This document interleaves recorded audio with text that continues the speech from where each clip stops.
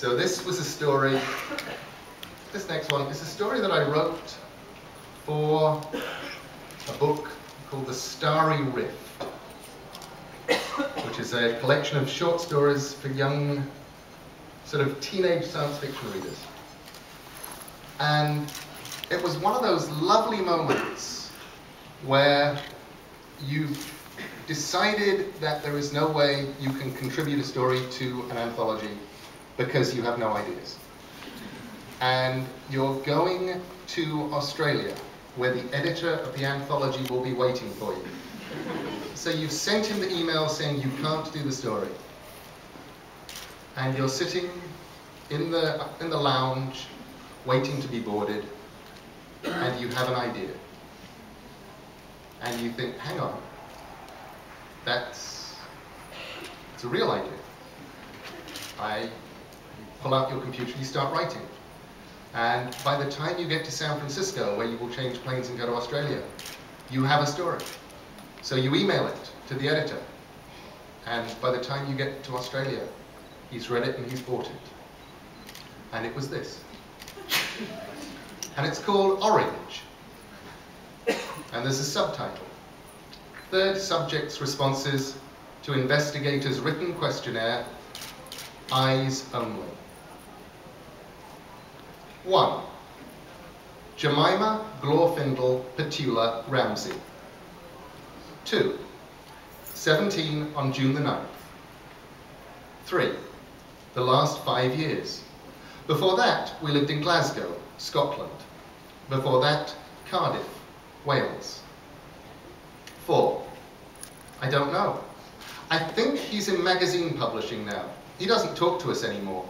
The divorce was pretty bad and Mum wound up paying him a lot of money, which seems sort of wrong to me, but maybe it was worth it just to get shot of him. 5. An inventor and entrepreneur. She invented the stuffed muffin, trademark, and started the stuffed muffin chain. I used to like them when I was a kid, but you can kind of get sick of stuffed muffins for every meal, especially because Mum used us as guinea pigs. The complete turkey dinner Christmas stuffed muffin was the worst. But she sold out her interest in the stuffed muffin chain about 5 years ago to start work on My Mum's Coloured Bubbles, not actually TM yet. 6. 2.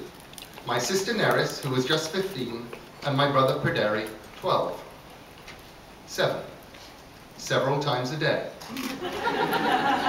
8. No. 9. Through the internet. Probably on eBay. 10. She's been buying colours and dyes from all over the world ever since she decided that the world was crying out for brightly coloured day-glow bubbles, the kind you can blow with bubble mixture. 11. It's not really a laboratory. I mean, she calls it that, but really it's just the garage. Only she took some of the stuffed muffins, TM, money, and converted it so it has sinks and bathtubs and Bunsen burners and things, and tiles on the walls and the floor to make it easier to clean.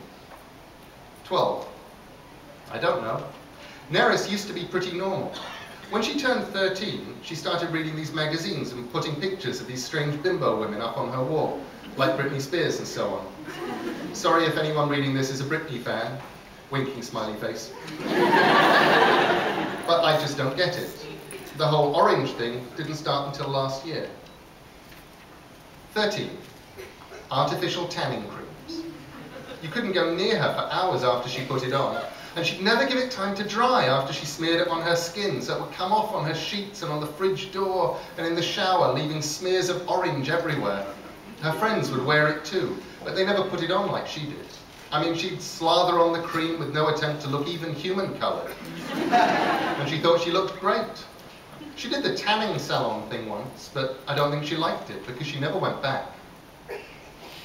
14. Tangerine Girl, the Oompa Loompa, Carrot Top, Go Mango, Orangina. 15. Not very well, but she didn't seem to care really. I mean, this is a girl who said that she couldn't see the point of science or maths, because she was going to be a pole dancer as soon as she left school. I said, nobody's going to pay to see you in the all together. And she said, how do you know? And I told her that I saw the little QuickTime film she'd made of herself dancing nutty and left in the camera. And she screamed and said, give me that. And I told her I'd wipe them. But honestly, I don't think she was ever going to be the next Betty Page or whoever. She's a sort of squarish shape for a start. 16. German measles, mumps, and I think Pryderi had chickenpox when he was staying in Melbourne with the grandparents. 17. In a small pot. It looked a bit like a jam jar, I suppose. 18. I don't think so. Nothing that looked like a warning label anyway. But there was a return address. It came from abroad, and the return address was in some kind of foreign lettering. 19. You have to understand that Mum had been buying colours and dyes from all over the world for 5 years. The thing with the day glow bubbles is not that someone can blow glowing coloured bubbles, it's that they don't pop and leave splashes of dye all over everything. Mum says that will be a lawsuit waiting to happen.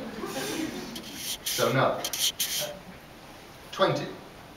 There was some kind of shouting match between Neris and Mum to begin with, because Mum had come back from the shops and not bought anything from Neris's shopping list except the shampoo. Mum said she couldn't find the tanning cream at the supermarket, but I think she just forgot.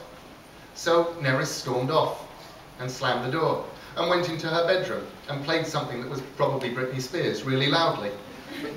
I was out the back, feeding the 3 cats, the chinchilla, and a guinea pig named Roland, who looks like a hairy cushion, and I missed it. 21, on the kitchen table. 22, when I found the empty jam jar in the back garden the next morning.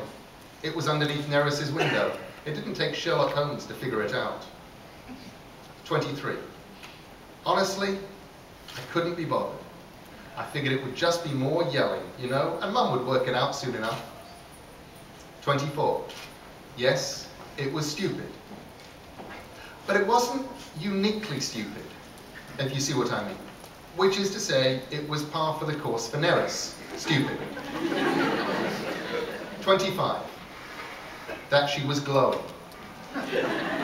26. A sort of pulsating orange. 27.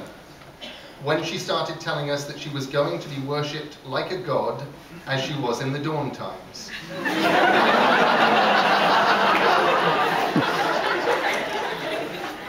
28. Pryderi said she was floating about an inch above the ground. But I didn't actually see this. I thought he was just playing along with her newfound weirdness. 29. She didn't answer to Neris anymore. She described herself mostly as either my imminence or the vehicle. It is time to feed the vehicle. 30. Dark chocolate. Which was weird, because in the old days, I was the only one in the house who even sort of liked it. But Pryderi had to go out and buy her bars and bars of it. 31. No. Mum and me just thought it was more Neris, just a bit more imaginatively weirdo Neris than usual. 32. That night, when it started to get dark, you could see the orange pulsing under the door like a glowworm or something, or a light show. The weirdest thing was I could still see it with my eyes closed. 33. The next morning, all of us.